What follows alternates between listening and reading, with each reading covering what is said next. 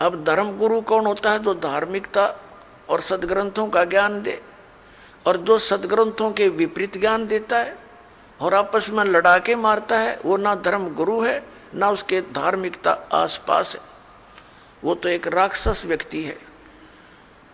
पीछे आप देखते आए हो, हिंदुओं के गुरु मुसलमानों के साथ लड़ाते हैं, मुसलमानों के गुरु हिंदुओं के साथ लड़ाई करवाते हैं अपने उल्लू सीधा करने के लिए, और वो हमें मूर्ख बनाते रहे।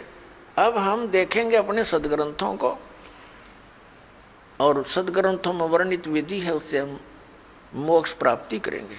तो दास आपको बता रहा था कि जो मंत्र आपको दिए जाते हैं, ये आपको यहां प्रयोग नहीं करने चाहिए थे। आपने इनकी कमाई को संग्रहित करना है, सुरक्षित रखना है, किसी को आशीर्वाद नहीं देना, किसी को कोई दुआ या बद्दुआ नहीं देना। बद्दुआ दोगे तो भी आपकी पुण्य अक्षीण होंगे, और किसी को आशीर्वाद दोगे तो भी आपके भक्ति कमाई समाप्त होगी, खर्च होगी। अब जैसे कोई एक पहिए से, एक टायर से हवा और दूसरे टायर में भरे, वो कितना बुद्धिमान है, दोनों कंडम वो युद्ध है इसका। ये बुद्धिमान व्यक्ति ऐसे काम करता है, उसको सलाह देगा भाई यहां से जाइए, वहां आगे एक हवा भरने का यंत्र है, आप वहां से हवा भराइए, दोनों का काम चले। तो इस प्रकार हम अगर आशीर्वाद दे देते हैं तो हमारी पूंजी नष्ट हो जाती है, भक्ति। अब ना उसको लाभ, उसको थोड़ा सा लाभ उसको होगा, और आप यहीं रह गए, दोनों चौड़ चपट, क्या फायदा। तो इस प्रकार हमने अपने बच्चों को, भाई बहन, माता पिता, सबको, संबंधित जितने मित्र हैं या वैसे भी कोई, एक सद्भावना पूर्वक सबसे प्रार्थना करनी चाहिए कि आप भी दीक्षा लो और अपनी हवा आप भरो। जैसे एक पंप दे दिया जाता है साइकिल में हवा भरने का, तो सब ले लो पंप और अपनी भरो हवा, जब जरूरत पड़े फुल करो और चलो गाड़ी पर, सवारी पर। तो कहने का भाव ये है कि इसी प्रकार ये गुरुदेव जी से दीक्षा लेकर के आप स्वयं अपने भक्ति मंत्र के जाप साधना के द्वारा अपने टायर में हवा स्वयं भरो और फिर चलो।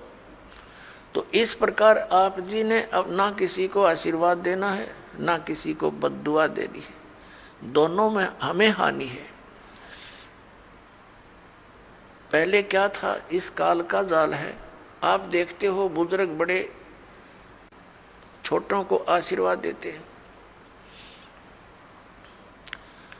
और बड़े उनके चरण छूते हैं, क्योंकि पहले जो एक आपने देखा होगा एक पाग सिस्टम है। पाग जैसे पिता की मृत्यु के उपरांत बड़े पुत्र को एक पाग बांधी जाती थी, पगड़ी, और फिर वो पिता वाले कर्म वो करता था। आप पिछला इतिहास देखिएगा तो उसमें क्या होता है कि वो आशीर्वाद देने वाला अपनी पूंजी नष्ट करता है और उनको आशीर्वाद देता। जैसे आपने देखा होगा एक पुत्र वधू अपनी सास के पैर दबाती है, या किसी और बड़ी बूढ़ी के उसके पास बैठी है उसके पैर छूती है, वो उसको दुआ देती है, पुत्रवती हो, तेरे बेटे हो, पुतों फड़िए दूध दो, नहाइए, इस तरह के देते हैं। तो वो बुढ़िया के पास जो चवन्नी थी वह तो पुत्र वधू को दे दी, आप खाली होगी, आगे चारदर है ही नहीं। तो इस प्रकार हमने अपनी इस भक्ति को बर्बाद नहीं करना है, ना किसी पुत्र वधू को आशीर्वाद देना है। पुत्र वधू को भी परमात्मा से जोड़ दे, बेटी अपनी कमाई कर और तेरा भी कल्याण हमारा भी कल्याण होगा। अपने आत्माओं, परमात्मा कहते हैं मेर तेर की जेवड़ी यू बड़ बंदा संसार, एक कबीरा ना बंदा जो है नाम आधार।